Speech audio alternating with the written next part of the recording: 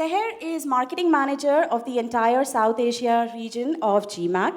GMAC, the organization that holds your GMAT test and that provides your information to the MBA schools of your choice.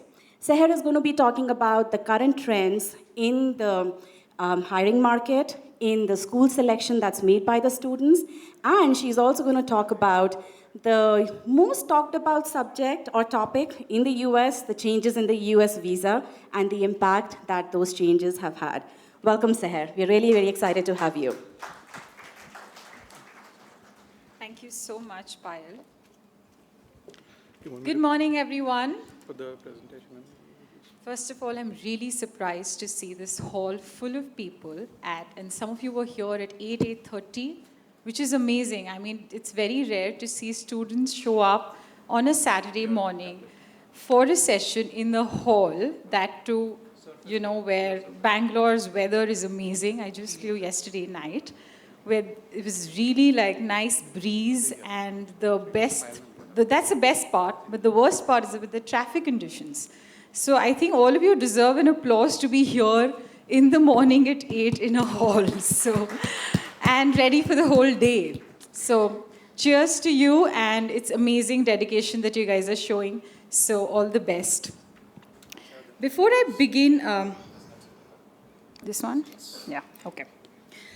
Before I begin, I'd just like to tell you what I'm going to cover in the session today. I'm going to talk about some of the trends, like Payal said. What are the market trends that are going on globally as well as in India? I'm also going to cover some of the hiring trends. So GMAC is it's Graduate Management Admission Council. We are a non-for-profit organization. We are based out of US. And what we do is we actually own and host the exam called GMAT, which I'm sure all of you are aware of. So I'm not going to talk about GMAT in general, and that's why we're going to talk about mostly things that you might not know. The other thing that GMAC also owns is the NMAT exam. I thought I'll just introduce. I'm sure many of you know NMAT is Narsi Munji Institute. You guys have heard of it? Yeah? Okay. So, so we acquired the NMAT exam from Narsi Munji, and this is basically an exam for domestic. So in case you're interested to study in India, there are some 30 schools which accept NMAT. There's also an EA exam. So EA is basically executive assessment, which is also owned by us. It's basically a career readiness exam, which is if you have work experience of 8 years plus, then EA makes more sense as compared to GMAT. And maybe if there are any questions, you can come to me after the session on this. This is what the organization that I represent is, actually. And this one slide will tell you everything about what we do.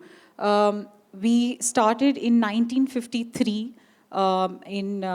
We were started by about 9 business schools, which just together came together and said, how do we hire? How do we select candidates for our B school admissions? And there was the GMAT. It was born in 1953, and now about 2,300 B schools accept GMAT. It's accepted in 114 countries. There are 7,000 plus programs which accept GMAT. And this includes not just the MBA. So I'm here to also bust some of the myths which people think that, GMAT means MBA. But that's not true. There are lots of STEM programs. There are lots of MIM programs that accept MBA, accept the GMAT. So we're going to talk about career opportunities later. There are about 250,000 students which write GMAT every year. And in NMAT, like I said, there are about 80 to 90,000 students that write NMAT in India. And what's most interesting is the one that you see at the bottommost, that 9 out of 10 admissions, this data point we are very proud of, and that's why we put it in this slide. 9 out of 10 MBA enrollments, across top 50 schools are made using a GMAT score. The bottom left number that you see, the research points, I don't know if all of you can see it, but I'm sure you must be wondering what is this research that you're talking about. So today what I'm going to present is a part of research that GMAT does every year. We actually do a lot of research with prospective candidates who actually make their profiles on MBA.com. So there are some research questions that we put up. Also, there is some research that we do with corporates. So last year we actually interviewed about 1,200 corporates. And these corporates, we ask them about what their hiring plans are, what is the salaries that you're willing to, give to MBA grads or to MIM grads. And we have a lot of then trending data because this data is across actually 1,200 companies who are the top Fortune 500, Fortune 100 startups. So it's across sectors, across positions is what we interview. So I'm going to show some of that research to you today. I think we've covered that. The agenda is covering market trends, hiring trends, H-1B visa program. There's a lot in the news I'm sure you're reading. So I'll cover a little bit on that and then career opportunities. Okay, so actually before we begin, I'm going to tell you about what has happened overall in global, like the global market, what is happening. This is one of the data that I picked from FT, actually, which is Financial Times. They put up ranking of MBAs programs, as well as MIM programs, as well as e-MBA, which is the executive MBA. And you see, if you see the graph, middle is for the MBA program. So when you see that earlier, actually, in 2000 to 2018, how the trend has become. So earlier, US, and when I say North America, obviously, I mean US was actually predominant when you talk about MBA. Everyone just wanted to go to the US because they had, the best MBAs and the programs across who were, obviously, if you wanted a salary hike or you wanted a change in profession, that's the destination that you were looking at. But now when you see that more and more of Europe and Asia Pacific, the Europe is actually the green line that you see, and the Asia Pacific is the red line graph that you see. So more and more Asia Pacific and Europe is coming up with their programs, and these are the top FT ranked programs. On the left that you see is your MIM programs. MIM is Masters in Management. Are you guys aware of the MIM programs? Yeah, I see some nods. So this is actually predominantly in Europe. So that's why you see the line graph of the top 50 programs in Europe. But that you also see that the trend is that some of though they're right at the bottom, but some of the Asia Pacific programs, the red graph, is coming up. And obviously, there's also executive MBA, wherein you're seeing that more and more Europe, Asia Pacific is coming up as destinations, and US is kind of coming down. It's not that it's coming down, it's just other destinations are coming up more and taking the space. This is to tell you that US is still the most popular destination. This data is around actually trends of 3 years of GMAT score sending data. When you see US was 50% in 2016. Basically, Indian test takers would send 50% of them would send their scores to the US programs. Now that has come down to 37%, and all the other destinations are growing up. Obviously, so the share of the US that has come down, other destinations are coming up. There's India, obviously, we have ISB, we have a lot of other programs that are coming up in India, which are one of the topmost. There's also Canada as a destination that has eaten up a lot of share of US. Then there's also France, UK, and Singapore. So we're going to talk about some of these programs. They are cost-effective programs wherein the ROI is turning out to be much better as compared to if you do, sometimes in the US where you're spending much more and your ROI is not, you're not getting it as you would expect. There are also some recent H-1B changes that have happened. Some of them have been positive, some of them not so, but I'm going to talk a little about those as well.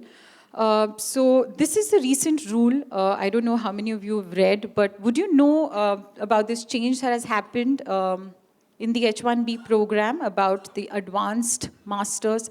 So master's degree is given preference for an H-1B. How many of you know about this? I just wanted to get a feel of, okay, so quite a few of you know. So this was effective April 1st. So basically what has happened is that there are 85,000 visas, which are H-1B visas, which are given. So out of that, 65,000 it's a lottery system, as we all know.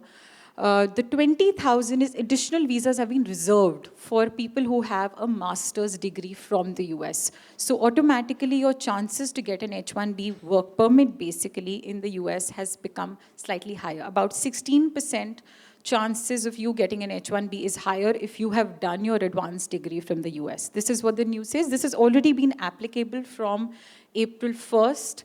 And with this, we will see, I'm sure, a lot of US hiring also increasing because of this change, because companies will now know that, there is a higher probability of people who have an advanced degree to get an H-1B. So definitely hiring is going to be impacted by this in a positive way. There are some, I wouldn't say that there's just this positive news and everything is great, because yes, the Trump's policies, and we've read, I'm sure you guys are also following the news, every 2 weeks there's something that comes up. Like I read, like last 15 days something came up, that spouse visa, which is the H4 visa. Now that would be banned. So, the policy has not been out yet. It's not been written, it's not been applied, but there are plans to, have maybe the H4 visa, which is the spouse visa, might be not be anymore given to the H-1B holders. So that's one of the negative news that has come up. So in case you're planning to obviously settle abroad, which most of you would plan to, if this comes into place, then obviously it's a little bit of a hiccup. The other thing that I read was also that some of your social media profiles, which is amazing, that social media profiles will also be screened now. Your last 5 years social media profile will be looked at while if you're applying for an H-1B. But these are not implemented yet. The policies are not out yet. It's just plans. But this one, I've put it up on the slide, is because this plan is already effective. This is from April 1st. This has already started taking place. So this is some great news for people who want to study in the US. So globally, actually, the interest in MBA is still strong. You see, these are all test takers, not just India. When you see the 3-year GMAT score sending data, you see that MBA interest is still 50% of people are still, send their scores for MBA programs. Masters has started picking up. Business masters have started picking up, and then there is obviously PhD and other programs. For India, however, MBA is something that was global data. This is India data. For India particularly, it's a very MBA-focused market. So 74% of your scores, Indians send it to, and I'm sure you all will agree, send it to MBA programs, followed by 17% to masters and then the PhD. Opportunities for candidates, it continues to grow. There are lots of, like I discussed about some of the study destinations that have come up. There are obviously Canada, France, UK, Singapore. Start considering these locations as well. Some of the Canadian business schools, you talk about McGill, DeSauter's, etc. They're amazing schools. They're in your top 50 ranked, FT ranked schools. And they're also much, I would say, like I said, the ROI is much better because the tuition fee is much lesser, so that way it works out. Also, some of the new destinations that are coming about are Germany, Spain, the Nordics. Nordics is known to have really low-cost MBAs, so consider that as well. Ireland, then Netherlands, Switzerland, and Italy are also gaining traction. In the US also, because of this, the pipeline is, all the schools need, and when you actually, I don't know how many of you have visited these QS tours and these MBA tours, so you see, and then there are these fairs, where schools come in. So the schools are still hungry for pipeline, just because of these policy changes, it's not that they don't want. So they want students, so automatically, if the competition goes down, actually in a way, you're benefited if you have that kind of dedication to study in the US. Many scholarship opportunities are available, so don't just look at the top, your Harvards and Stanfords. Also look at also the next 50 schools in the US, because there are amazing scholarship opportunities that these schools give. We've spoken about the H-1B rules, which actually benefit the advanced master degree holders. STEM programs have come up, and I'm going to talk about some of the STEM programs which GMAT which accept the GMAT scores. So I'll give you the list. Feel free to take a screenshot of that. There are also MIM programs coming in the US now. So Europe is obviously number one, but there are MIM programs coming up in the US also which accept GMAT, and which is also a great stream that you would want to maybe pursue. Let me quickly touch about some of the hiring trends, because GMAT or any of these schools is a means, right, to an end. And the end is hiring, the end is a placement, the end is the network that you create in your B school. So that's what we are going to talk about for a few minutes. The plans for hiring. So this is a survey, like I said, we invest a lot of our resources. GMAC as an organization spends a lot of their resources in research with corporates. So like I said, 1,200 corporates across FT 500 and 100, Fortune 500 and 100 companies were interviewed. And we got to know that actually the trends for hiring are very positive. So when you see Asia Pacific, particularly as a region, they said that about 69% of the companies in Asia Pacific are planning to, and this is about international hiring, guys. I'm not talking about domestic. So it's all relevant for you guys who want to actually go abroad and study and get a job then and settle, for in that particular country. So Europe also shows positive outlook. So there are about 71% companies in the Europe who said that they are looking at and they are planning to have international hires. US, however, is stable. So earlier also there were about 45 to 47% of the companies, and it's the same. So US has not seen a growth, but both the other continents, you see Asia Pacific and Europe, they're seeing a growth. These are some of the median salaries. There's a lot of text here, so I'm going to actually jump to the graph that is there. So this is actually the graph which shows the median salaries which the companies in the US are willing to pay to MBA grads. So I don't have a pointer here, but I would like to point out the first graph, the first one that you see is $115,000 is the median salary that US companies are willing to give to an MBA grad. Followed by there's Masters in Management. If you're doing an MIM in the US, there's 80,000 is the median salary. Then there's Masters of Accounts, Masters of Finance, Masters of Business Analytics. So some of these programs these are the median salaries that you should expect next year or so for different programs. So US has obviously been the most highly paid, like if you're studying in the US and if you're applying for a job there, the companies there are paying the most for an MBA grad. Like I said, it's $115,000. If you compare that with Asia Pacific and Europe, so the Europe graph that you see on the right is actually for an MBA, they are willing to pay $95,000. Asia Pacific is much lower. It is $45,000. But I think what you should also see is not just the salary bit, but also how much you're investing to do an MBA there. Because at the end of the day, it's the ROI that counts. But this is to give you an idea on what kind of salary bands you should be looking at per country basis the program that you're doing. So obviously, MBAs get the most. Then there is Masters in Management, like for Europe, it's much lower. For an MBA, like I said, it's 95,000. I'm seeing the graph on the right. The median salary, the block that you see, the blue block that you see for an MIM, it's $35,000. So that's much lower than an MBA. Similarly, if you see for Asia Pacific, $45,000 is for MBA. Sure. So hiring outlook for programs in demand. So the top 3 functions that came up in our, the companies said that they are willing to hire are for strategy, innovation, finance, and business intelligence or analytics. Consulting is the most common job. Consulting is also in the US the highest paid. It's about $135,000 is what you should be expecting as a salary if you're in consulting. Consulting is most common job also in Asia Pacific and Europe. Strategy and finance has come up for US. Also, there are other programs, Masters of Accounting, Masters of Finance, Masters of Business, of Data Analytics that you should look at if you're interested in industries such as energy, utility sector. They are hiring most for Masters of Accounting. Masters of Finance also, energy, utility sector is hiring a lot. And for Data Analytics, technology sector is what, sorry, there's a lot of data, but with research, it's difficult to really, to decide what to show and what to remove. There are about 64% of the companies who we interviewed actually said that not just MBA, they're willing to look at all of these programs. So these are the most popular programs. Feel free to take a picture if you want to, or I can share this information separately with you. Masters of Information Technology, Supply Chain, Marketing, all of these programs have come up as one of the popular programs where these recruiters are willing to hire from.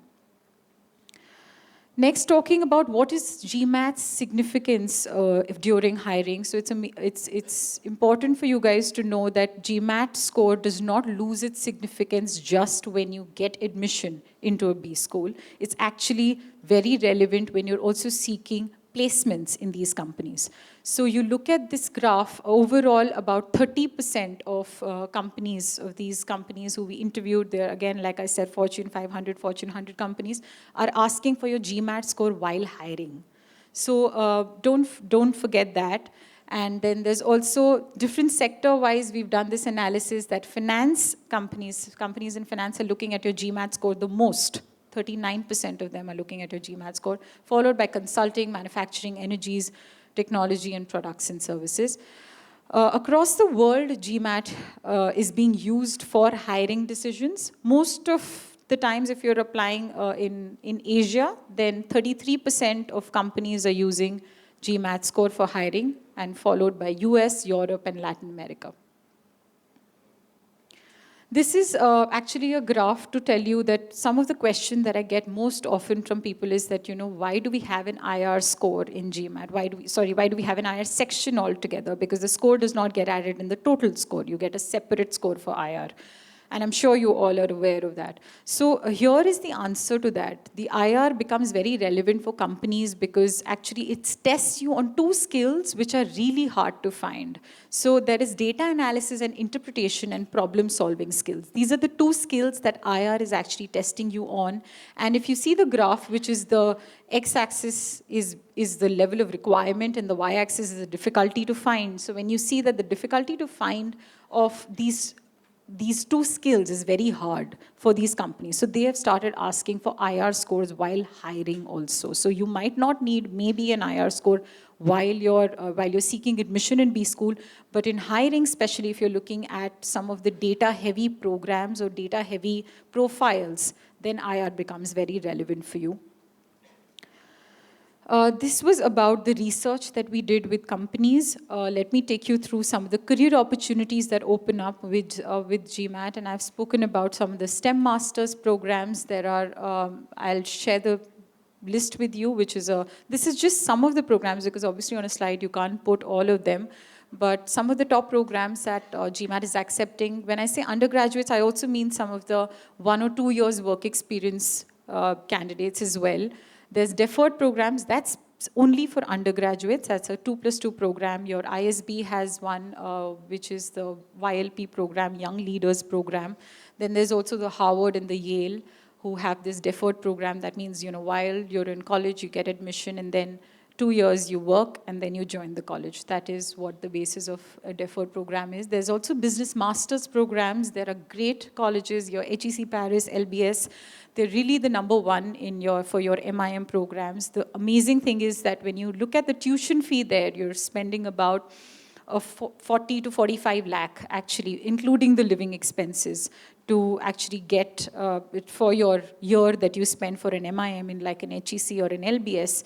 And the ROI that you see is great because the placements are obviously the salaries would not be equivalent to an MBA, we just saw that, but then because you're investing much lesser, you're also getting a placement opportunity which actually covers your costs within a year. There are also full-time flagship programs in India which accept GMAT, so it's not just the ISP and the SPJN, but there are lots of programs that are accepted in India. So I'm going to share that list with you. This is a list of GMAT accepting US STEM Masters programs. So again, as I said, feel free to take a picture or take this slide from me separately. I don't have a pamphlet or something with listing these programs, but all of them accept, and they are the topmost STEM programs.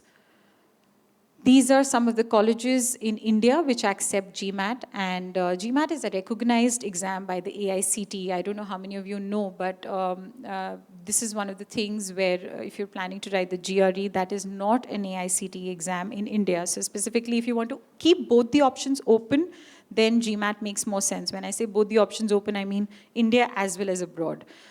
So that ways you're at an advantage. There are these top B schools which accept the GMAT for full-time PGDM programs in India. There's ISB, SB Jain, Great Lakes, IMT Ghaziabad, IMI, and all of these. There's also for working professionals, obviously you have the traditional global B schools, and they really don't need any description on your left. There are also these Indian B schools, your IIMs, etc. They have your executive programs which are accepted by GMAT. So that opportunity also is open to you when you write the exam.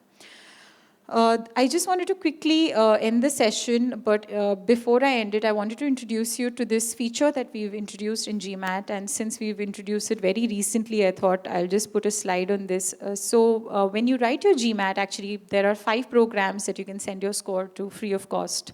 I'm sure you're aware of that. What we are doing is at the back end, we're actually seeing what kind of schools that you're applying to, what kind of programs that you're applying to, and what is your profile like. I mean, what is your GMAT score like? And we're doing that back end, algorithm is running, which is actually telling you that basis the programs that you have selected, these are some of the programs that you might not have selected, but they are the ones that you should maybe apply. So there's a My Recommendations feature on GMAT now. So when you give the exam on MBA.com itself, you can see it on your profile. When you click on it, I mean, just if there's a tick box, it'll make sure that it shows you the top programs for you, basis your profile. Tips and strategies to crack the GMAT is my last bit. We are not the best people to talk about it. You have the whole day, and there are lots of sessions which are going to talk about, especially I read the Payal session is going to cover about, how do you crack the GMAT. So they're the best and experts to tell you. The only thing that I wanted to leave you with was that we're running this campaign, actually. What we've done in the past 5 months is that GMAT as an organization thought that, there are so many players out there in the market, there's so many coaches, mentors. So how can we make sure that these coaches and mentors reach out to you guys? So we've recorded actually videos. We've recorded 2 to 3 minute bites, and there are some 40 to 50 videos. This content is really something that I think is like a gold mine for someone who's actually preparing for GMAT. So if you go on this link, you can just take a note of this link. It's a bit.ly link, GMAT Experts. If you fill in this data of yours, you can actually unlock the expert series. What's amazing is also you get a chance to win a grand prize. You get a chance to win an iPad if you are the lucky one who kind of sees the videos, which is this sort of a video gallery. You'll also find Rajat somewhere here. Yeah, he's right there on the bottom right. So there are lots of these video bites that we've recorded across the country, top experts who teach GMAT. So go ahead and fill in your information there, unlock this series, and see these 2 to 3 minute tips and strategies on how to crack the GMAT. It's completely free of cost. You don't have to pay for these to watch these videos. In fact, you can get a reward. There's also a lot of prep product rewards that we are running. After you see these videos, there's a short quiz. I'm sure you can answer those questions. If you answer it, you get to win some prizes. So that's about it. That's from us on tips and strategies. There's a lot of official material also available. There's our official guide, etc., for you to prepare that some of you might get when you answer some questions, in the course of the day. So that's it from my side. And I think, are we on time? Yes, we are. Great, awesome. So if there are any questions, maybe can we take one question? Yeah, I think let's take a couple. Okay, we can take then. Sharon? Oh, Sharon is the mic.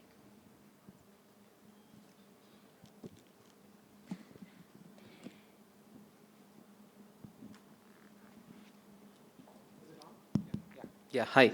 Hi. Thank you for all the insights and all.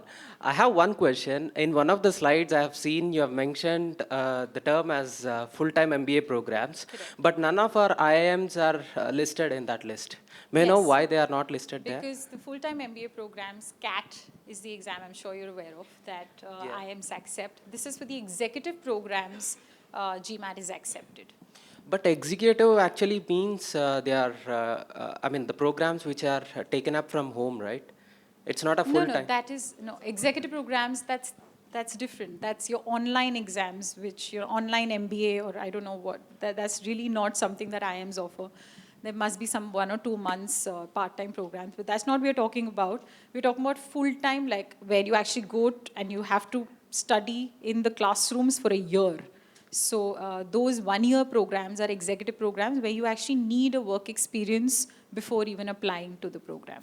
So for a regular full-time, like in an IIM, you don't need work experience, but for an executive program, you're expected to work for at least 2 years before you apply for these programs. But this is not your online MBA. That's very different. That's not something that we are talking about. These are not considered a full-time MBA program? So full-time MBA programs are your 2-year MBA programs, which you can join after your graduation. This is executive, that is after your work experience. But when I say, it's just a terminology. Otherwise, it's actually, when I say full-time, here also you have to dedicate your 1 year into studying and attending college and etc. It's nothing. It's not to do from home or anything. So don't get confused on executive programs. Actually hold as much value as your full-time 2-year MBA programs, even at IIMs. Okay, and what about ISB? We have only 1-year flagship program, Yes. right? So ISB does not have 2 separate programs. They have 1 program only. Just the route is different, and I'm sure ISB folks can talk more about that. There's one route is wherein there's a YLP program, which is your deferred route. Like I spoke about, after your college itself, you can actually write and then you work for about 14 months and then join ISB. The other could be that you work before and then apply into ISB. So these are the 2 routes that you could apply to ISB, but ISB folks can, I think, answer that better. Yeah, ISB doesn't have 2 programs, it's just 1. It's just the route to get into that program, there are several. Yeah. yeah, thank you. Right, thank you. That was really very enlightening, Sehar. Thank you so much. Thank you so much, everyone. Let's have it for Sehar, please.